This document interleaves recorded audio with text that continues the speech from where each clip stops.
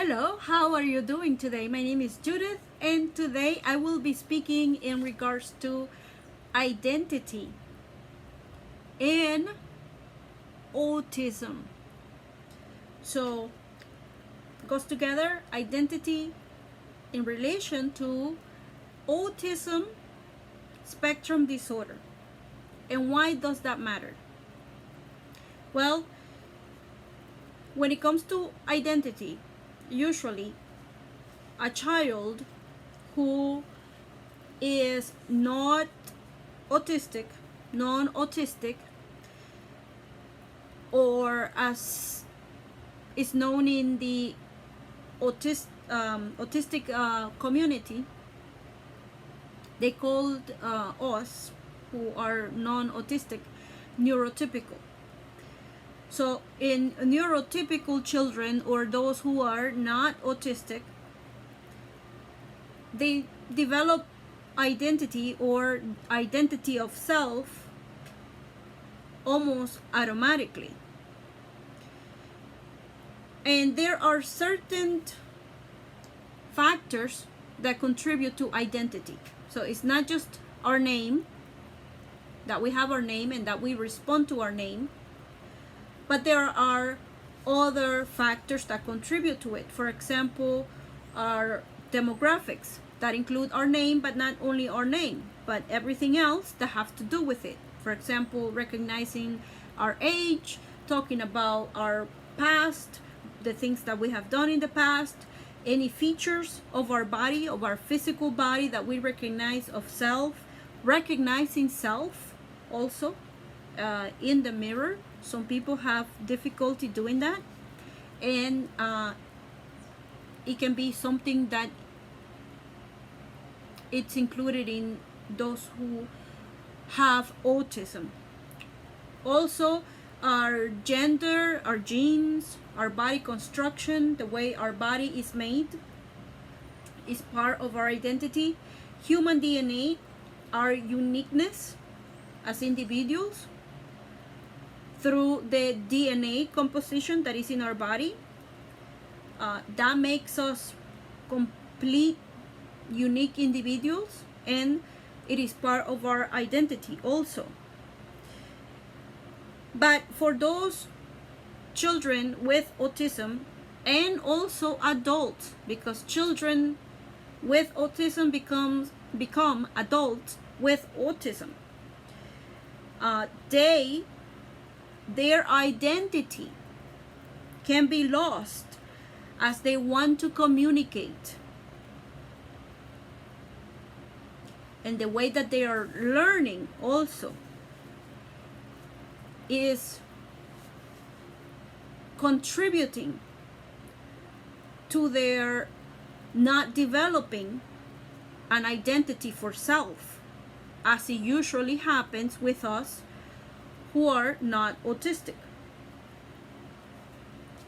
Therefore, it is very important that parents take special attention to helping the child develop his or her own identity, being or learning how to be self, how to be I. So in those children who are not autistic, there's no need for that. One feature of autism is that the child does not respond to his or her name. There have been many studies that have been done in this matter, and it is part of our identity, part of who we are, understanding who we are. So when a child responds to his or her name, it is not a matter of that the child is aware that he has a name, but that the child also has discernment and understanding that he or she is existing a self not in conjunction with someone else, or that through someone else. And this is something that is being seen and is known in those who are autistic or those with autism. And basically they mix together, those who are autistic, they mix together their desire to want to communicate.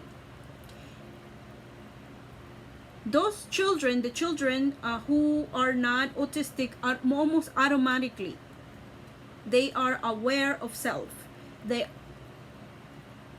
know that they have a name, they can hear it, they can see mom speaking to them, and they make a connection, they make the interaction, but they understand that whatever mom is calling him or her, that is that person existing as self. So whatever that person is learning, whatever that child's learning, that child applies to self. So by the age of 3 years old, a child who is not autistic is aware of his or her environment. So that child is learning from everything that is around him or her. And they have that sense of self as individuals. They start acknowledging their own names and responding to their own names. Then as they grow, those who are not autistic start adding to their identity. They add to their personality, to their character, their conduct, their appearance, their skills, their talents, and so on. So whatever name that child has, that child knows that this body, me, I know my name is Judith, and whatever I learn with my hands, with my mind, whatever I see, I process it through me, Judith. I'm the one who's learning. So I acknowledge that Judith knows how to do this, or Judith wants to do that. So I refer to me, myself, and I. With those who are autistic, they refer as if someone else is doing, because especially those who are verbal, autistic individuals who are verbal, they assimilate themselves to someone else in order for them to do whatever function or whatever skill. So in reality, they are identifying with someone else in order for them to do whatever they are doing, whatever skill they are learning, or whatever they want to do. There's always an association of self with someone else. And so it is important, especially there are adults who are doing this, and there is, I will put the references, but there is a video in YouTube where the child is learning, the autistic child is learning or mom asks, do you want milk? And the child says, do you want milk? The child is actually responding to mom by what mom said. So the child is not saying, as a non-autistic child will respond to the question, do you want milk? Do you want milk? Meaning, does your body want milk? Are you hungry? The child who is not autistic will understand that mom is asking if he wants milk because if he might be hungry. If the child does not want milk, he will say, no, I don't want milk. If the child wants milk, the child will say, yes, mom, I want milk. But the autistic child will say, do you want milk? In response to mom asking him if he wants milk. So then that is when they are small children and they are communicating. So the proper communication have to be done for the child who is autistic in order for him to learn how to ask. Things have to be explained to the child in regards to why we are saying or doing things in certain ways. Teaching the child the word I. Maybe grab the child's hand and point to I, me, myself. Grab the child's hand and point to you, yourself. From mom being in the back helping the child, or dad being in the back helping the child, point his or her hand out to point out to the word you, point out to the word yourself. Then grabbing the hand, point to myself, I, or I, me, myself, so that the child can know, and maybe using also sign language. Makaton is one of the languages that are being used for those who are autistic. So that keeps consciousness, because the child is signing out the words. He don't just have, or she don't have to just express them out. And then do practice sessions with the child in order for the child to understand how to answer. With a child who is not autistic, those sessions should still be done, because a child needs to understand how to communicate with others, how to provide an answer, how to build an identity for self. So there's nothing wrong if you want to help your child who is not autistic be able to learn how to communicate with others, to express thoughts through the mouth. But this should be done especially with those who are autistic. And then for adults will not be doing that, will not be saying, do you want milk, or repeating every word the way that they are hearing it. They, as they grow older, as they are understanding that language have to be spoken in a different way than what they know or what they have learned how to do on their own, then what they do is they start to communicate by imitating others. And so what happens is that, and what I have seen is that the autistic person copies someone else and becomes instead that person speaking. But then the problem with that is that when the person speaks, because the autistic person cannot understand the expressions of others' emotions, and understanding language is difficult for them. The tone of language, it doesn't make any difference to them, like if you ask a question or not. Then what happens with that is that they are copying someone, imitating someone, but maybe this someone, the way that person is not a proper way to communicate or to treat others. And so this person is imitating someone who is conflicting or problematic, and or is saying things that are not appropriate, yelling, screaming, or saying bad words or whatever. So this person, the autistic person, is following how this person is doing, but then this autistic individual then becomes another one of this other individual, which does not have a proper way of dealing with others. So then what happens is that the identity of the autistic individuals become as this other individual, or at this other individual, because they can be imitating a multiple of persons, especially adults.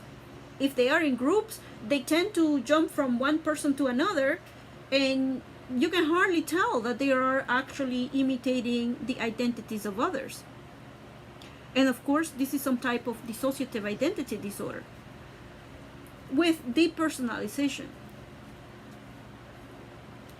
So in the case of the autistic children, the developing and creation, making, forming their own identities is lost in the process of communication as they are growing. The assumption is that they are acquiring an identity, but they are not. And so it must be taught. What is an identity, right? What is an identity? And the word identity, when you look up the meaning of the word identity, it means that, from a dictionary, it says the fact of being who or what a person or thing is. Not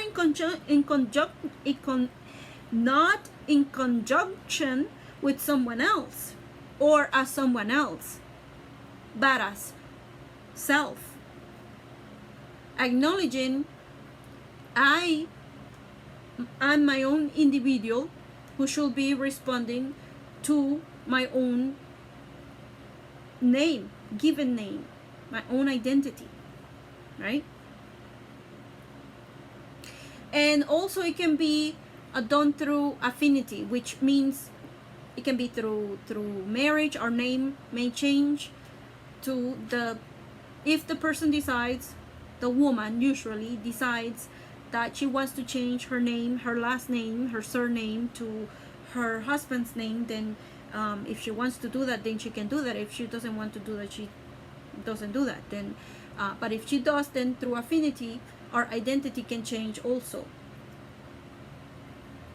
Identity meaning in the name that we respond to, in the name that we are, including the surname. So the truth is that autism spectrum disorders affects those with autism in different ways, with different type of symptoms, and neurological disorders, along with other conditions that may accompany. And of those, I will speak on some other occasion. But in regards to developing an identity for self, are you identifying as someone else for whatever reason? Or are you aware and conscious that you should be constantly working on the formation of your own identity? It takes years to build an identity. Sometimes we can go through periods of times when we find ourselves feeling lost in who are we? Who am I supposed to be? What do I stand for? And those questions will come from that, from not having our own thoughts, or for not having our own stand in matters, believing in matters because we believe in them, because we want to be part of something, right? So usually if we're following someone else and we're basing our identity on what someone else is doing, then when it comes to what we want or what we would like to happen, it's not gonna happen, because if we're basing who we are on someone else, then if that other person is not doing what we want, then we might become lost, having a sense of not belonging or not feeling complete. So our behaviors or actions, all actions are behaviors. Behaviors are actions. So our behaviors, our actions, our words, what we're speaking, our thoughts, right?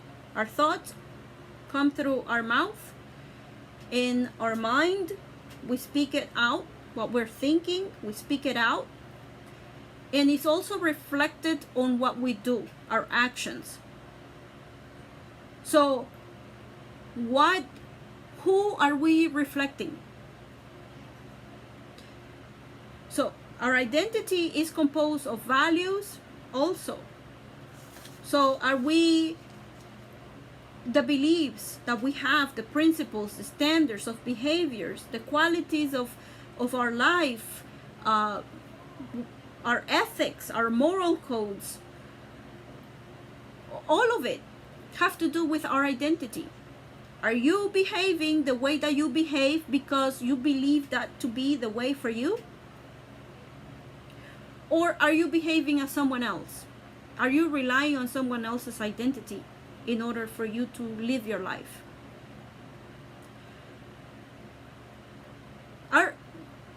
Our behaviors, our words matter.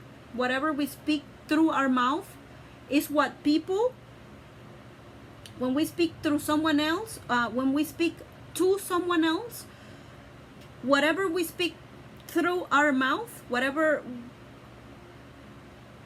we say out, the person who's listening to us is knowing and seeing and believing that whatever is coming through our mouth is what we believe, is what this body believes.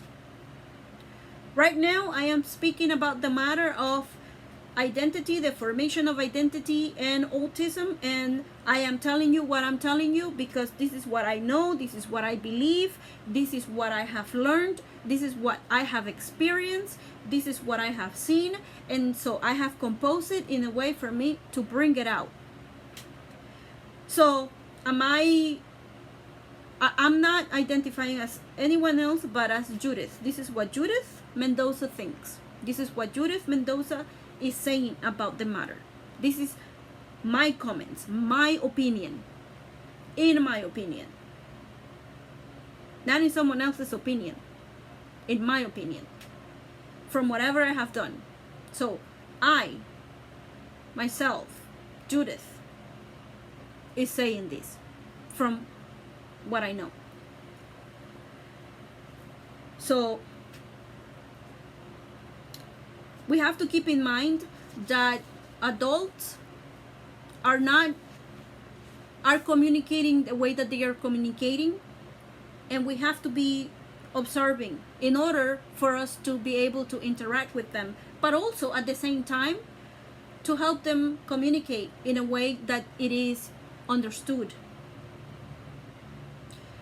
So this is what I had for today in regards to identity.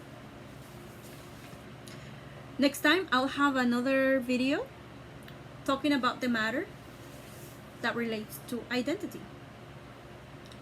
That relates to some other matter regarding autism.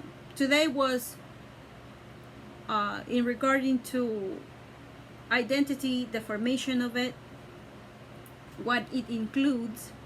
So next time I will be making a video on another matter that relates to autism. So have an excellent weekend and enjoy your Sunday.